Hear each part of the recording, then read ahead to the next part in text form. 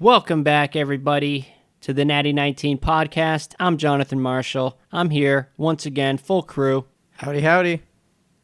Welcome. Hello. Hello. We're a little slow on the take. I just want to remind everybody, if you got any questions about anything, what we're doing, write us in at natty19 podcast at gmail.com. We answer emails. That's Natty19 podcast. Natty19 podcast. You can find us on Facebook too. Search Natty19 podcast. Anyway, let's get right into it.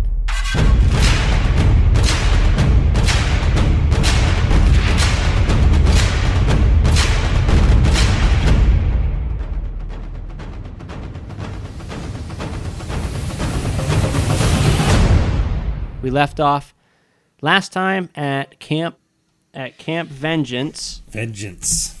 And yeah, let's jump right into it. Zavril, you and Zimwabi went out into the jungle to forage. While Zimwabi is digging through stuff, I don't know how much of what he's doing you're paying attention to, or if you're just kind of keeping your eye on the woods, guarding him while he's foraging. You can tell me that. So what I want to do as I go out with them, I want to use my primeval awareness ability to, detect if there's any undead locally. Since it is favored terrain, it's going to be within 6 miles. 6 miles. 6 miles. And that always blows me away. And was it just undead? Wasn't there other? It's the following types. It is going to be aberrations, celestials, dragons, elementals, fae, fiends, and undead. But can you be selective? Can you isolate just undead? No? DM discretion. No, I don't know. All right. You definitely detect undead within 6 miles. I'm kind of taking this as in a literal sense. I don't... If could be across the river. Right. Correct me if you can actually pinpoint the distance from you. I cannot tell location or numbers. I just know that they are present. Okay, yeah. So undead are present within 6 miles. So that's the caveat. So the 6 miles is a why. That's what it almost is. screws It's you. almost a hindrance. Yeah, it's a hindrance. Absolutely. That's why it's so big. So within 6 miles, there's definitely undead, definitely elementals. And I'll even take a step further. You get a stronger ping for elementals than you do undead. Time to get my revenge on those vine monsters. No. Was that an elemental? No, a plant. It was just a plant. Just a plant. Just a man-eating plant. We have those. It was just a plant. You don't even want to fight the elemental version of it. Screw you, plant. Zimwabi steps up. He's got an arm full of... He's got a couple gourds in his arm, and he's also got he's got some flower pistils that he had plucked. So Zavril, I believe I have what it takes. Are you ready to return to camp? Yes, I am. You sure? If we got everything, we can make our way back. Very well, let us be off. And you return to camp. That night you notice Kapernicus is guarding one of the towers up there. You find Irame setting up camp, setting up your own tents, stuff like that, away from the sick tent where Zimwabi is ushered to with the reagents. Are you going to stay with Zimwabi? Yeah, I'm going to stay with them. Okay, so you guys are ushered to the sick tent where Zimwabi is quickly finds his way around. He first goes to his supply bag. He pulls out a little mortar and pestle and he grinds up some things. Yeah, Irame's definitely, while she's setting up tent, kind of ashamed of herself because all of you are helping. But she was extremely, when she saw how nervous Zimwabi was, she started to become very weary of the illnesses in the camp. I don't know. I'm doing it for selfish reasons. I'm trying to learn more about survival in the area, so... Yeah. But she just definitely wanted to make sure everything was set up for us and we weren't near anything. You don't want to take over one of the sick people's tents? No. And it's almost unlike Irame, because Irame's pretty compassionate, but there's something about... The way Zimwabi was nervous? Yeah, and it's just that it's an and illness. Unsettled. You know? Like a sickness. Well, I mean, we've dealt with the shivering sickness, people with it. But we get, like, if one of us got sick and we got holed up here, like, what the fuck? Yeah, coming here was a bad idea. You guys opened a whole new can of fucking bullshit. Cappy is trying to get a head count while he's up there. Just out of curiosity, how many men do they have total? Best you can count, 12, 16. Okay. Jesus. 16 if you count the officers. To include us and the reinforcements? No. Reinforcements are still being briefed. There's not many. All right. I'm trying to take notes as to, the type of stuff he grabbed, what gourds there were, what flowers he had harvested, and then also along with like the quantities and stuff. All right. Yep. Yep. You record it into your journal. Cool. Might be useful for us in the future.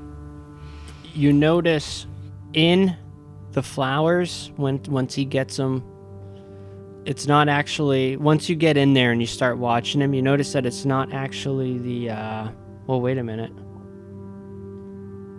Do I need to roll a madness check? I'm getting kind of worried here. You better not. Irame will leave your ass here. Whoa. You notice Irame does not like the sickness. Yeah, okay.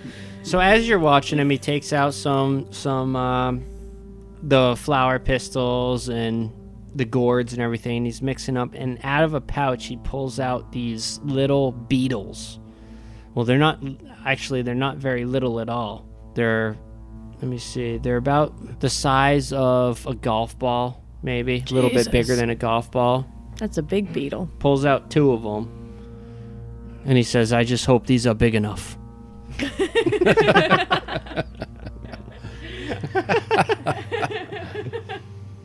And he grinds them all in with the mortar and pestle. He busts open the gourd and he's like, "These yacha beetles are not very tasty, but hopefully this gourd will dull the flavor a bit."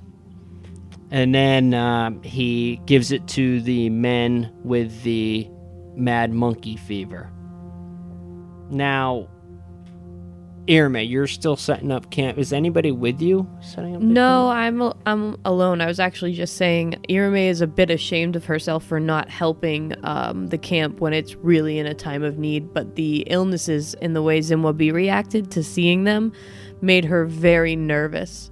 So she just decided that she would take it into her hands to set up camp so that she knew her and everybody else would be kind of quarantined from the rest of the camp for the night.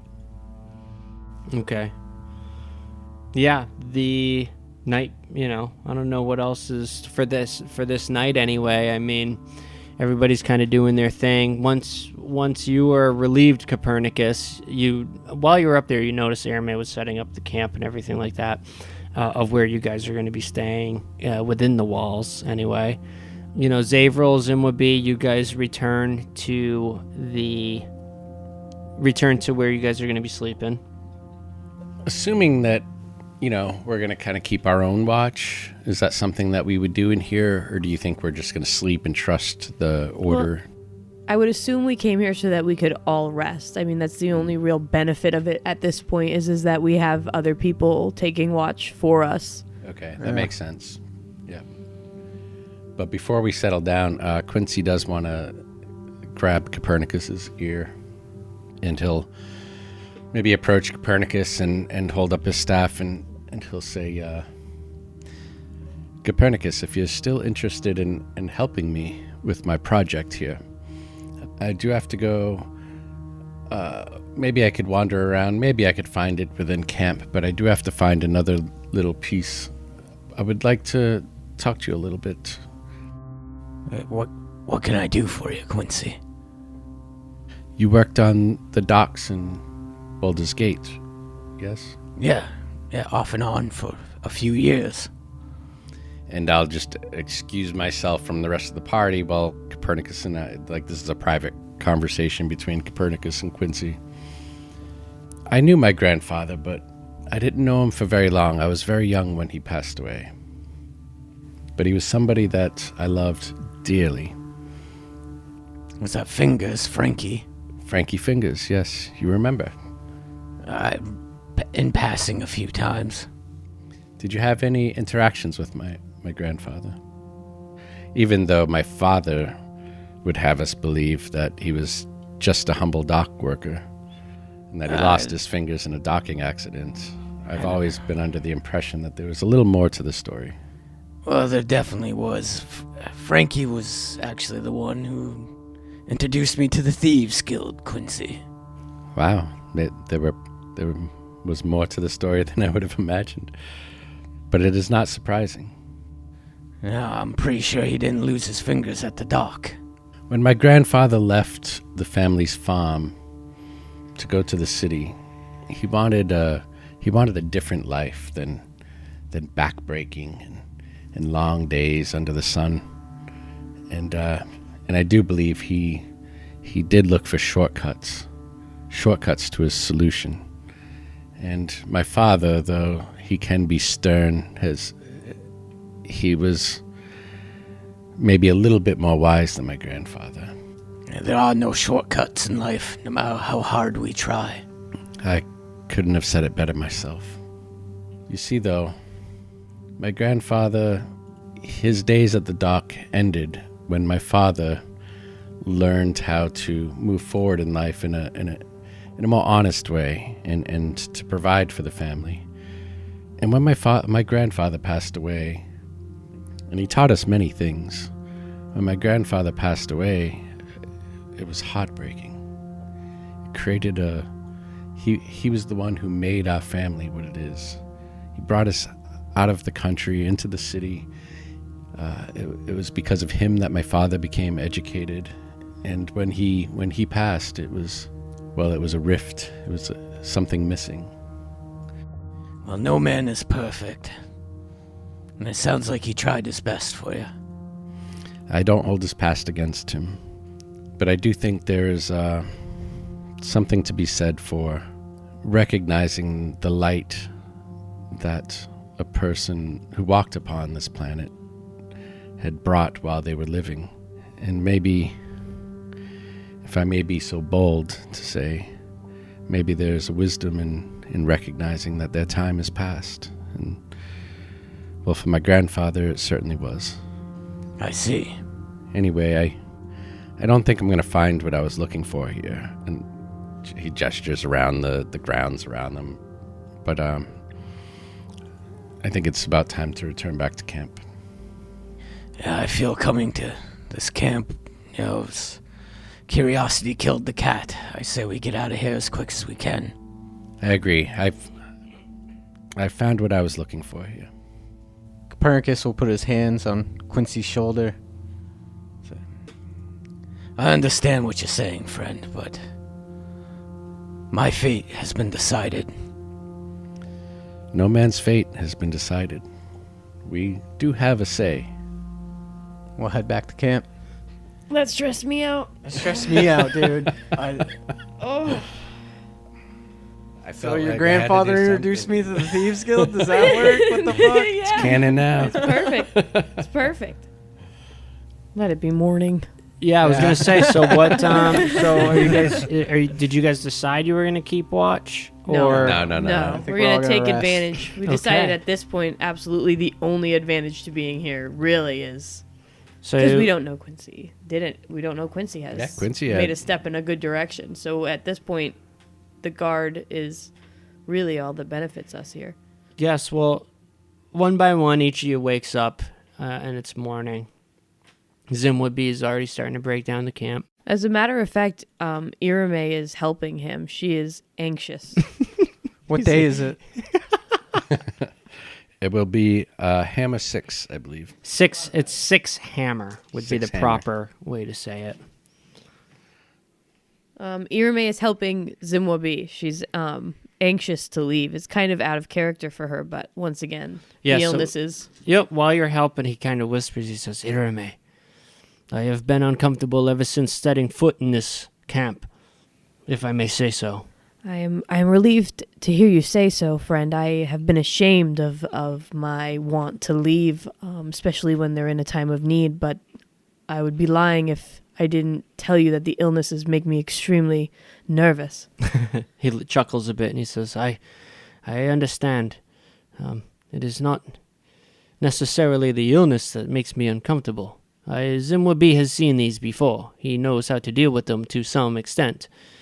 However, I do not mean any disrespect to these men, and perhaps this may even be it. Is this noble cause and what it does to these men and what they suffer through for it. It is very uncomfortable for Zimwabi. I agree. It's somber, and it's definitely a hard thing to watch and to witness. Does anybody else hear any of this conversation? You guys speaking privately? I don't think we're speaking privately. Do you? I mean, he's speaking low enough to where none of the Yeah, you know what? Irame passerbys might are... be speaking quietly too, because she's a little bit embarrassed of her That's fine. fear of the... Yeah, you're way wrong. Why don't you give me a perception check? You might be in one of the neighboring tents. One of the tents they're breaking down. No, I got a natty one. Okay. So you guys finish up. Zavril, what'd you get? You rolled a perception? 16. 16, yeah. You're in one of the tents that they're working on untying and breaking down. You overhear this conversation. I'm not going to do anything with it. Oh, okay. Fair enough. All Is right. this creeping? Yeah. Yes. Just listening. I like to listen and observe. It's good, because I think it's kind of... You observed like a flaw in Irame's sort of help everybody, compassion, sort of. Yeah, that Shaking around. can always Yeah. come up later on down the road, too. Until it became real. Yeah, so you finish breaking down camp, and Niles Breakbone, as he's walking by, he glances over. He says, guests, I see you are breaking down camp. Will you be leaving then? Promptly. It is true, sir. Well, you did your part, and I am very appreciative of it. I wish we could do more, but we have our own mission to attend. One thing we can do is, once we return to port, spread awareness of your cause here. I will make a ribbon. Hashtag. Take It'll some be red. take some of these ribbons and make pass a them rib- around I will Nyanzaru. make a ribbon. Undead awareness. Hashtag support Camp Vengeance. He nods towards Zimwabi while talking to you. He says, your Cholton, whatever he did, it helped the sick. It does not seem they are in as much pain. That is wonderful to hear. Perhaps he could take a few minutes to educate you on the plants that he used. Zimwabi, would it take long? Zimwabi, without even turning around, says, I have given all the information to the Templar that was working with me. They should be all right. I am glad it was enough. And he's still working. He was avoiding eye contact with Commander Niles, and he covered it with the fact that he was busy. Yep. Bluff check. Is there a bluff? Deception. Deception. All right, and camp is broken down. You guys take it from here, I guess. We'll say our goodbyes. I don't think anybody wants to linger. Yeah, head to the river. No. Let's As get we, back on track. As we pass through the gates, though, a little bit further, a little bit from the gates where the camp is still in sight, Quincy will just kind of look over his shoulder with admiration for the sacrifice that these people are making. And then we'll continue on. All right, Camp Vengeance is in your wake. The sounds of hammering, driving stakes in, and this and that disappears into the background. And now, Hopefully the better for our visit. looking around you all, Zimwabi, Anit, who is just kind of scuttling behind, You press onward along the river. And without the 6 Knights of the Order, it seems the jungle closes in that much more around you. Onward and upward, friends. And on top of that, we are approaching the edges of our known, of the known portion of our map. That's right. We shall blaze a trail. Which I will now adjust the map back to the world map. And that is the player map of Chult right here. Okay. Look at all those unfilled, huh? Unexplored lands, yeah. Too bad we can't explore the entire continent. I know. Let's just make a zigzag back and forth. We'll just do that. Well, after this take one us ends, forever. after this show ends, we can start up a Natty 19-2. You guys can make a new party. Second Maybe we can playthrough. fly over. We'll all be Aarakocra. We'll just fly Fly over over. the unexplored territory just to fill in the map. Just uncover it. Put in a cheat code since you already beat it once. You can Right, put in a right. cheat code and uncover it. All right. So here we are. Now, you see on there, I put those markers on there, the 4 hammer, 5 hammer, just to give me a reference of distance and days. We're leaving the camp on 6 Hammer. Quincy will be working on the staff, trying to set us. He'll pick out one of the gemstones from the bag that he thinks is appropriate, trying to set the gemstone. In his downtime, that's what he'll be working on. Also, during the canoeing time, he'll work on his J-stroke a little bit. Yurime will be doing team building exercises. All right. Anyone else Trust working falls on or anything along the journey here? No, Cappy pulls out a rotted plesiosaur fin, tosses it overboard. Not gonna Forgot make I had not that gonna in make a this boat. necklace with that, are you, Kapernicus? Not this one.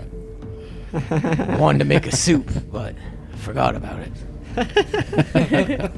Yurime will say, I spy with my little eye something green. Is it a leaf? Damn Is it a vine? it again, Quincy! You guess it every time.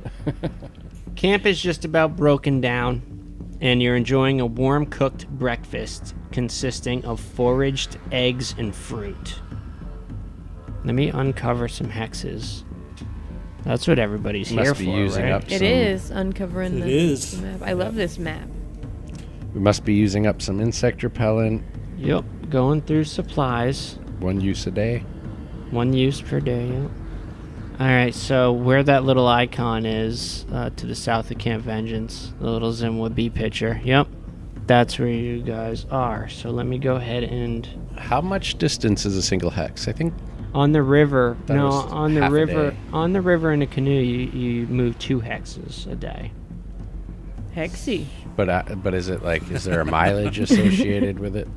There is. I think back in the old days it was like maybe 2 different scales. One might have been 6 miles, one might have been 24. Okay, so we have traveled 1 day on the river, and it's now 7 hammer. Yes, it is now 7 hammer. Have we seen any interesting wildlife or monsters or creatures that we just sort of like skirted by or avoided? Like what did we see during that time in the river? Like I'm not even just like the last day, but just in general while we were traveling the Sausage Star. Yes, as a matter of fact. So as you guys were coming up on the Aldani Basin, which is where you are now, the river now expands into a much larger lake. And this lake seems to be teeming with life of all Nice. sorts. This is the closest you've been to the ecosystem of Chult, right from the little planktons floating in the water all the way up to some larger dinosaurs coming to the basin to drink and feed on the larger fish that are feeding on them. The whole circle of life is encompassed in this area. And this is known as the Hearts of Chult. This is the Aldani Basin, and in the distance, because the day is clear, you can see a floating stone. Above the lake? No, it's actually far to the south, a little bit to the south east. It looks like it's miles away, and it's floating in the air. It's hovering above the canopy. Amazing. And I know, right? I'm going to try to reveal where you see that. The wonders of the world will never cease to amaze me. Aliens. So Wow, I way removed the far hex way down where you see it, miles and miles Oh, wow. and miles away. Yeah, it's a large floating stone, as far as you can tell from this distance, and it looks strangely like a beating heart. It is several days' travel away. That's far out of our way Yeah. at this point. But it is fitting that Cholt would have a heart of stone. Now, Anit is teaming Out of our with- way. Where? How is it? Is it not our destination? Orlunga's our destination at the moment. I thought our choice was between Orlunga and the Aldani Basin. No, we have to go to the basin for fucking Anit over here. So, And then we can jump off from there to head towards Orlunga. so you have Orlunga marked on your map. Let me go there and reveal it. Yeah, where's Orlunga? Because I thought they were in slightly opposite directions. they are Boom, right a little there. bit off. Ah, okay. Yeah, going back listening, Orlunga was 9 days travel from like the basin or Camp Vengeance. Because this is a lake, I'm going to reveal some more. Yeah, let's see the size of. Let's get an impression of the size of. Yeah, because and it's a clear, very clear day. So I'm going to open up some hexes around the basin. You have to click on each I one. hate you. I hear him clicking. I know, right? Click, click. So this is where we need to bring a neat, Yes. but where exactly? This is huge. So it's not nearly as out of the way as I initially had thought. Well, we were only at the edge of the basin. Well, that unveiled like 2/3 of the map right there. Yeah. Fell swoop. I like this basin. It's a little piece. Yeah. We'll turn to Anit. Anit is just awestruck. She's just staring out across the water, stunned. Is there somewhere in particular here in the basin that we must bring you to? I'm not sure. There are no robed red wizards performing rituals. I'm beginning to fear my gold was not well spent. It is a large basin. Perhaps my grandfather was right. Perhaps we could skirt the edges and see if we could see any signs of such a thing along the shores. Yes, there's got to be something here that we are missing. Or she's just having fantasies while she sleeps. I don't know about you, Copernicus, but I don't fantasize about robed men.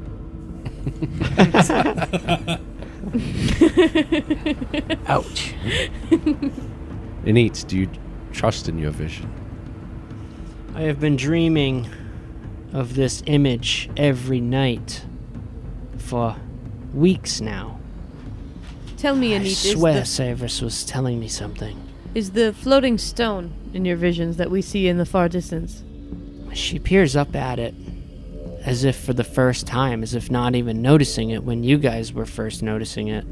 And she goes pale and she says, I do remember such a thing. Actually, it is hard to tell from this distance, but perhaps it is the place of my vision.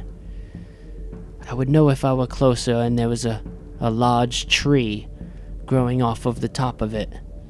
Perhaps we should follow the shore, the eastern shore to the south. That will bring us closer, and it will keep us on the lake for now. It is up to you all. I understand you were heading to Orlunga, which, according to our maps I was looking over last night, is in the opposite direction almost. I would feel terrible to take you that far off your course and having this vision turn into nothing. And I would also understand if you would accept maybe twice the payment, considering it's almost twice the distance. if you were to escort me further. What would it be? Does it appear to be about 2 days to reach a part of the basin's shore that we could get a better look? 2 days may do it. It looks like 3 would bring us directly northwest of the stone, the heart. Quincy's all in, though. Quincy is, he's interested also in this place. Irme is very interested by the floating stone as well, but she is going to look to Zimwabi and ask if we're prepared supply-wise to go this far out of our way. Zimwabi, while you look over to ask him that, is already digging through the supply crate and taking inventory, taking stock of what you guys have. He says, "Every night we have camped, I have been doing what I can to forage and keep our supplies at its limits. I think we will do all right. I've also been keeping an eye on things. I should be able to forage. Zavril has also proved quite a help in that area. This lake seems to be teeming with life. I'm sure we could manage. And for twice the gold, that's enough for me to agree. I think my only concern would be the insect repellent, but it would appear we have enough at least for another 2 weeks." Such a place as this is so fascinating that I would be willing to part with my share of the payment. What says Zavril? If it would help sway another party member, I would be willing to contribute my gold to them as well. Wait, we got paid gold to come down here? Yes. No, I'm very interested in the life around this area. It seems to be a lot different than what we saw west, was it? Up the river? North. No, the map is sideways. No, this map's not sideways. Oh, yeah. Port Nyanzaru is sideways. Yeah. I was like, where the hell's the fucking legend telling me what direction we were facing? It's covered under a bunch of hexes. Irme's gonna extend You her have to hand find and the- it's gonna hit Zavril's belly and it's gonna be her compass. Find your bearings, friend. Yes, I'm very interested in the life around here. It's a lot different than what we saw up north by the port. Yeah, it does feel a lot more muggy in this area too. You. Hazy. All right, never mind. Mugginess is enough to turn anyone away. No, it's not. It's not so bad. It's not like you're in a cloud right now, you know. But Well, it yeah, is a clear, I mean- very clear day. It's Let's very do it. clear. It looks bright. I mean, You seem to be acclimating well to the river traveling. I'm sure 3 more days on the water won't kill you. Copernicus starting trouble. Famous last words. at that, roll initiative.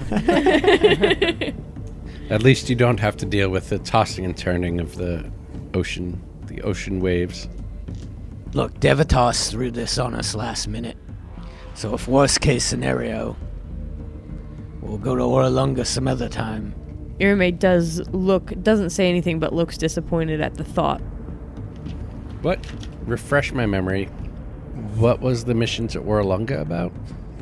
The next step in solving the death curse, it was from Sindra directly. It just said seek wisdom in Oralunga. Seek wisdom in Oralunga. Okay. But Quincy definitely has a personal interest in this heart of Uptau. Let's do it. All right, shall we embark? Irme will say enough chit-chat and she'll hold out oars to Copernicus and Quincy. Anit thumbs up her glasses once more. And she says, "Oh boy, you guys are swell. I shall Jinkies! I shall double the payment." You should get those glasses resized. I do believe it is this air. My face appears to be shrinking.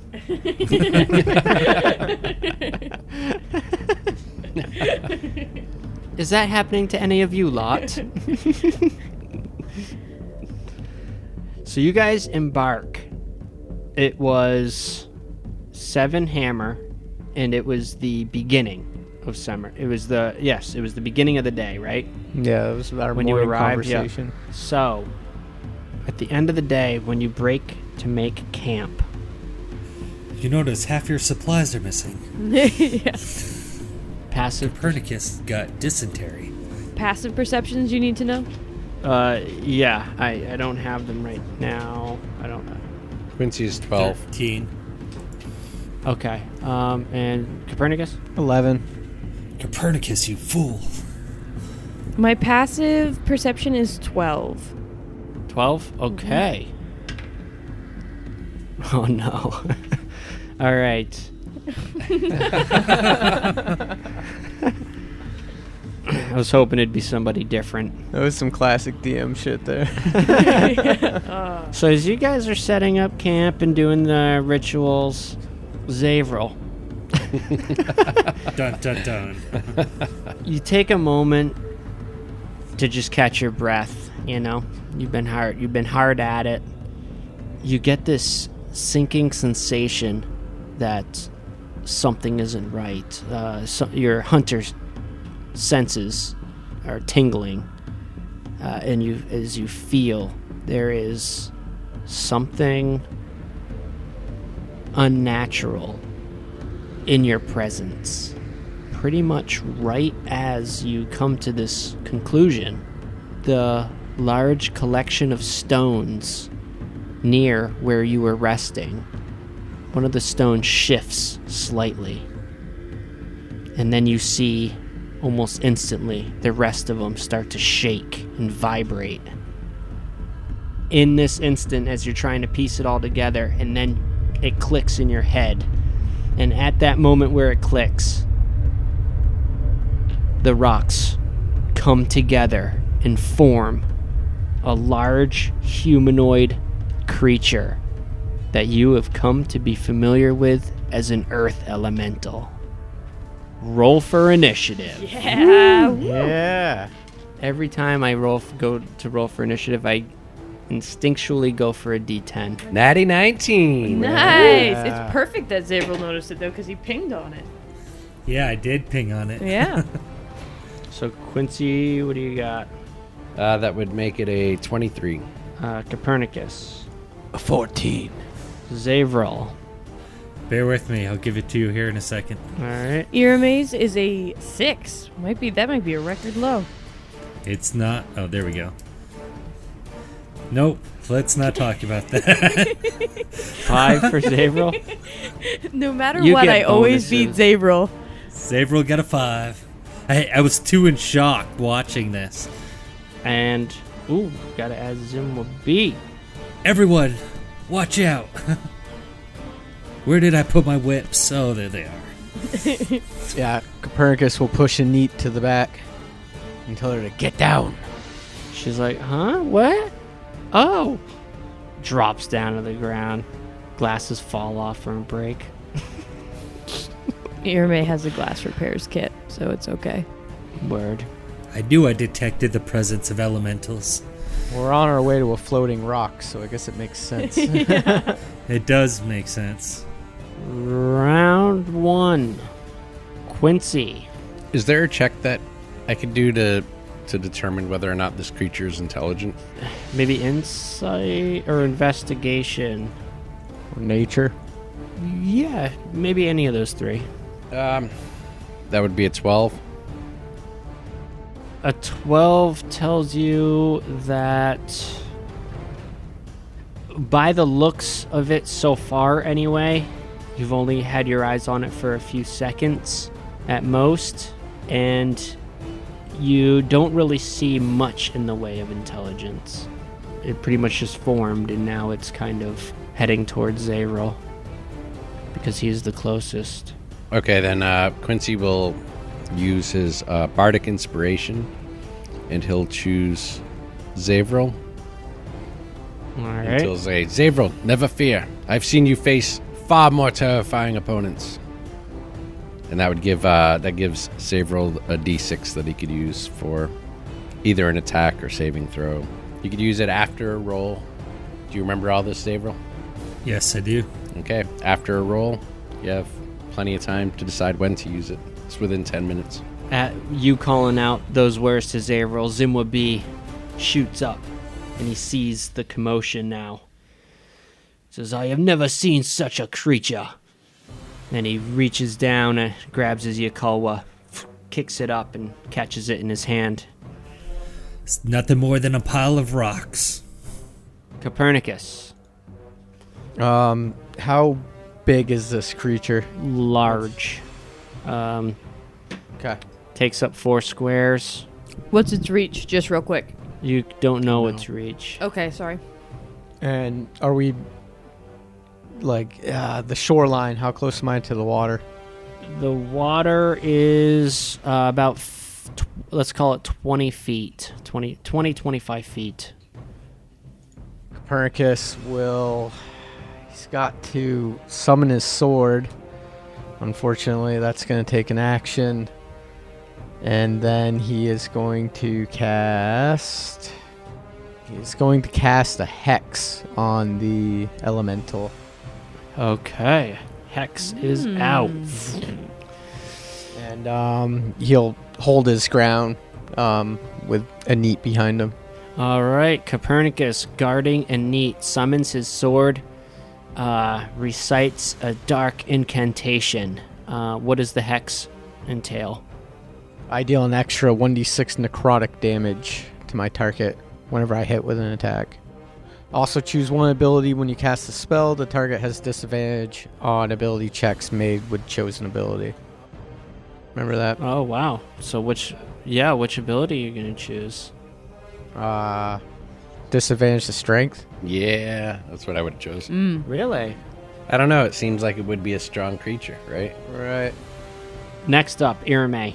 Boom, you see this going on. You see Zavril closest. Zavril is literally 10 feet from the Earth Elemental. Zimwabi is next. You and Zimwabi are actually equal distance. Maybe you were working together. And you guys are just 5 feet behind Zavril. And then Copernicus and Quincy are behind them. They're the furthest away, not excluding Anit, who is behind Copernicus. So that's the scene right now. Okay, is there any way Irma can do a check to know what she should be going after this elemental with? Why don't you give me an arcane check? That's a good one. You might be familiar with elementals. 17?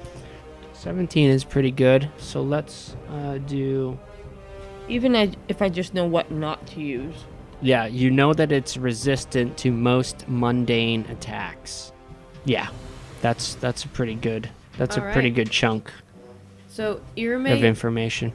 is going to cast Mage Armor on herself using a Quickened spell, which will bump my AC to my 213 plus my Dex, which would be 15 instead of 12. And from the position that she is in, she is going to cast a Witch Bolt. Which one? A Witch Bolt? It's a first level spell. Go ahead. Roll to... What do you have to roll to hit? What's the... I've never used this one before, so give me a moment. Yes, I have You to make a 4 ranged. minutes. I have to make a ranged. I have to make a ranged spell attack, Okay. which is actually only 10. So, the air around Arame kind of flickers and flashes a little bit.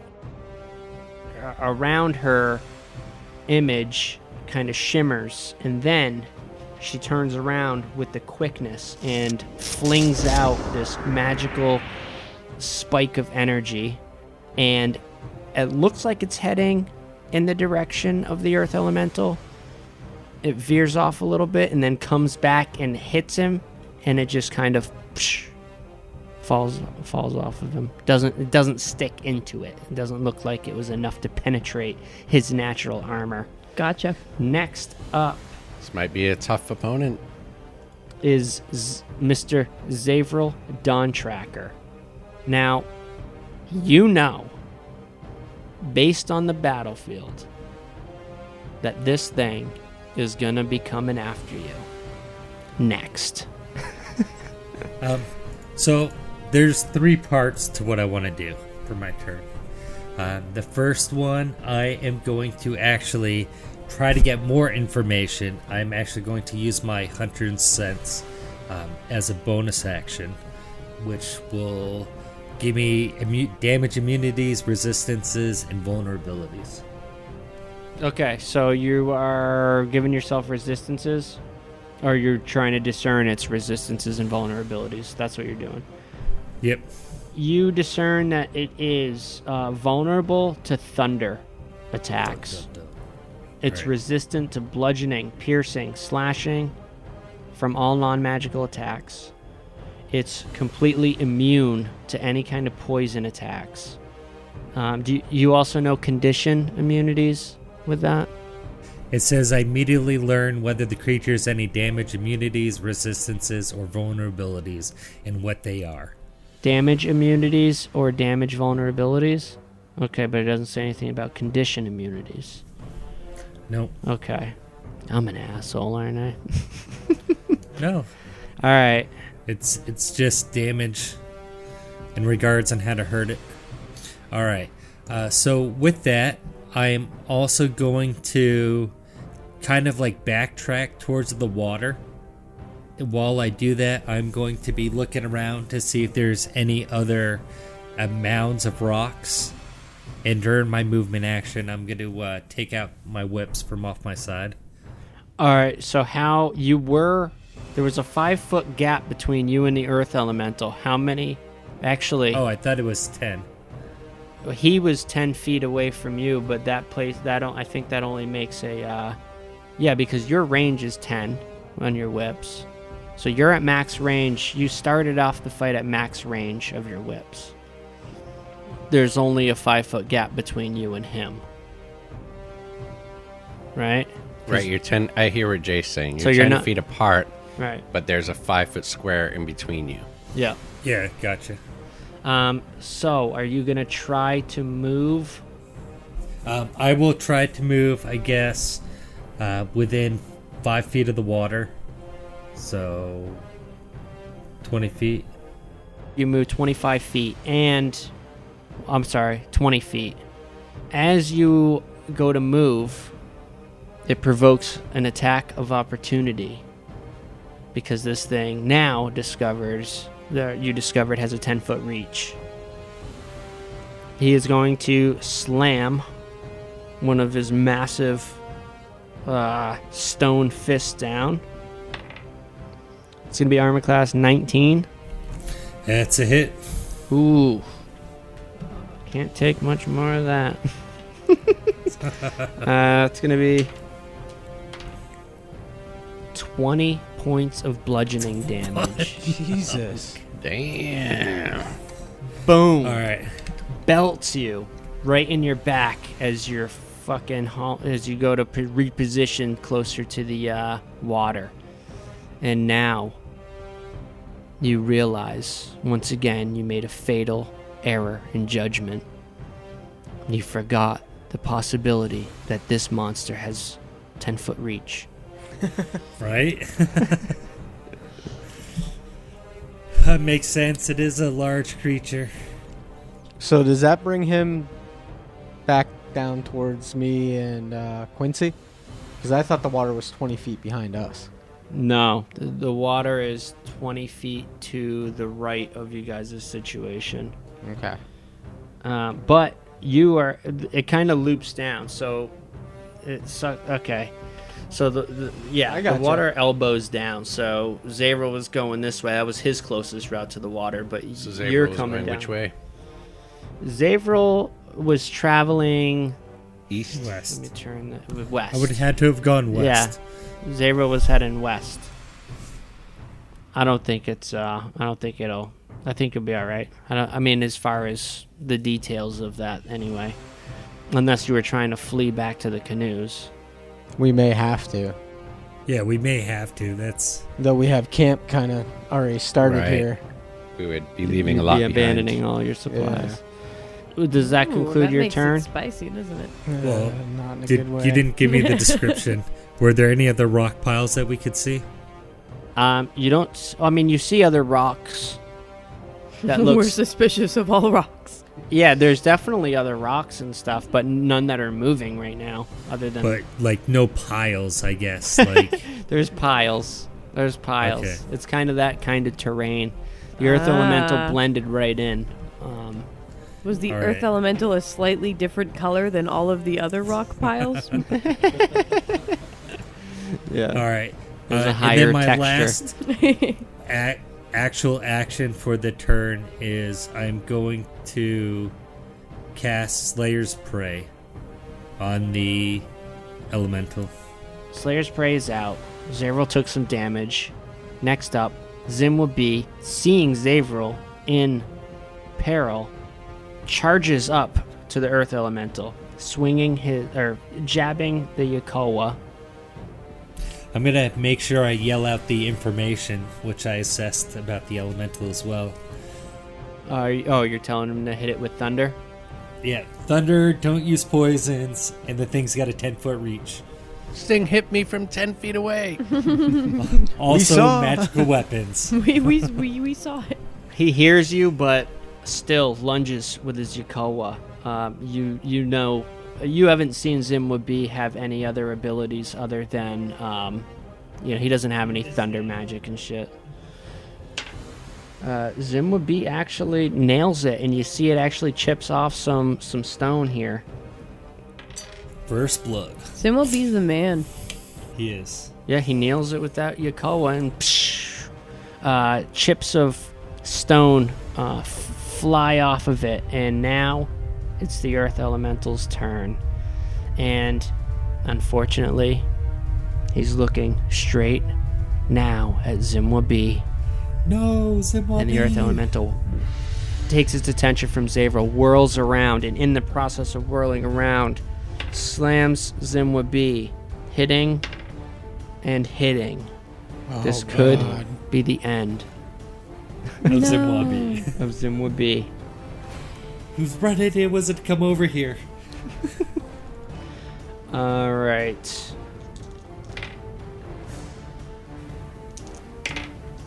We're all in suspense. Yeah, Zimwabi gets slammed big time, and he looks bloodied. He kind of crumbles to one knee, and then he picks himself back up, spits blood on the ground beneath him. And we'll see you next week.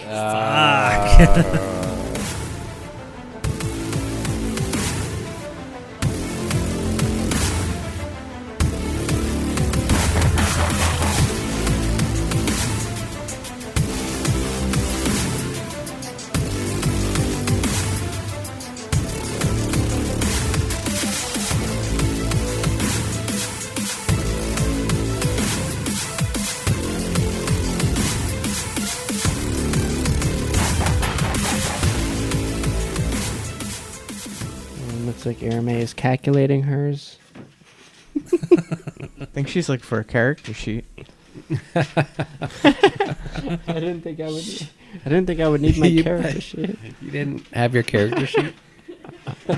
I haven't had it the past 3 episodes. The only thing you need as a player is your character sheet and your dice. That's it. Listen, this is my Pathfinder. She got her dice. Hey, apparently, we didn't lose half our supplies. But how We does she know what lost. to add to her dice rolls? I'd say she fails her passive perception. Whenever I come over to DM a game, I'm carrying like bags of like books and notes and all kinds of shit. Whenever I come over here to play, I love it because all I have to bring is my character and my dice. Oh, it's right here. Okay. I don't have to go down my checklist. I don't have to bring my maps. I Yeah. don't have to My passive perception is 12.